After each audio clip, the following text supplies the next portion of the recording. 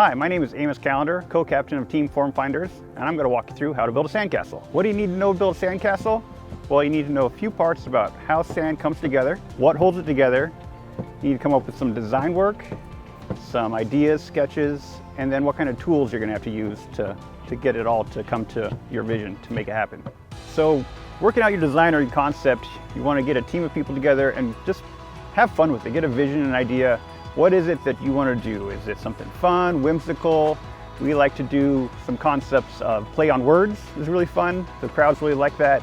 Or other things like small things big or big things small. Just something that's creative and unique, and then start sketching.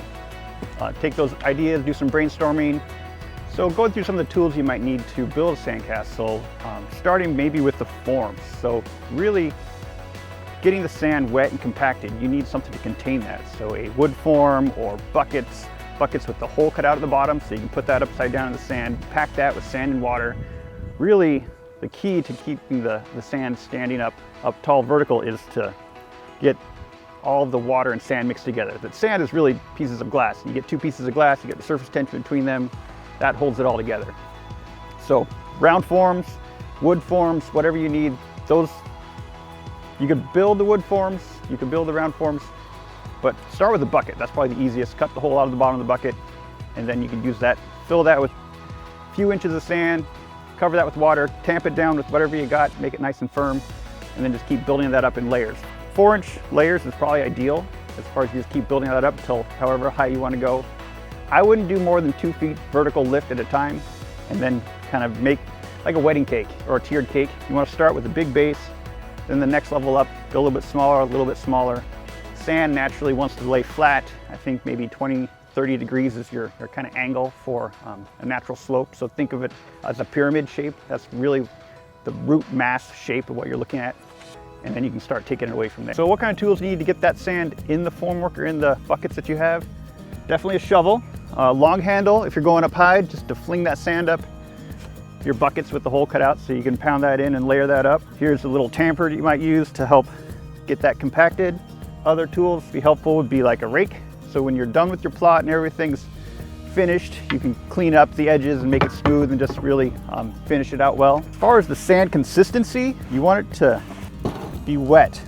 This is too wet, but if you work a little, that's just about right. If you toss it up in the air and it doesn't fall apart, you know that's going to be a pretty good consistency.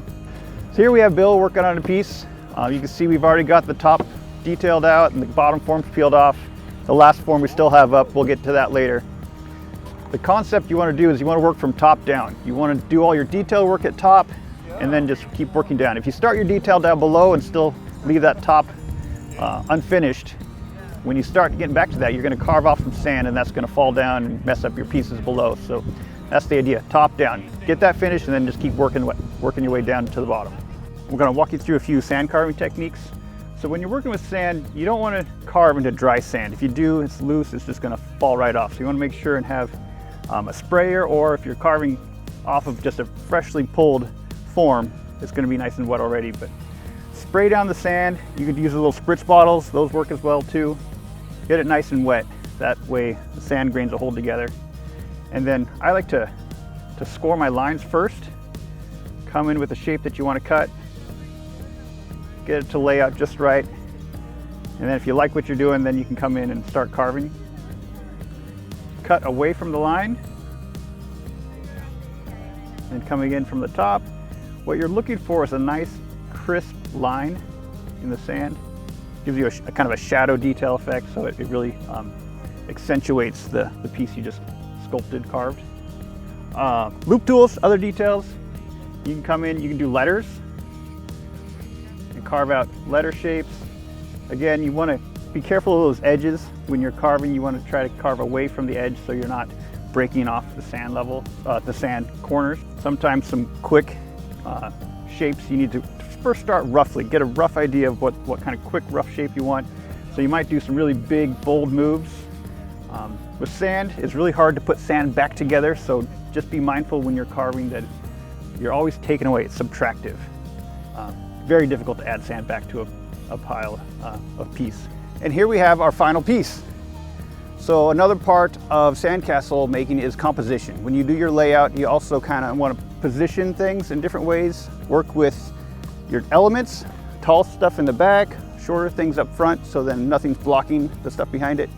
And then composition also, you want to have things like the haystack. You consider your background, your landscape, things like that. We have a seal, the beach ball, the giant sun, our theme, here comes the sun, a little boy with a rabbit in front, another child working on a sandcastle, and our surfboard sign here on the left, here comes the sun. So Team Form Finders, you can find us on our Facebook page, Team Form Finders. We've been together for about 12 years now, going to various competitions here up and down the Washington and Oregon coast, Cannon Beach, Long Beach, and Ocean Shores. We have a team of about 15. We cycle through. Most competitions allow 8 to 10 people. So we kind of take a pool every year to see who can actually compete. Lots of people want to join us, help out. It's always great fun, and by far Cannon Beach is our favorite beach to show up at.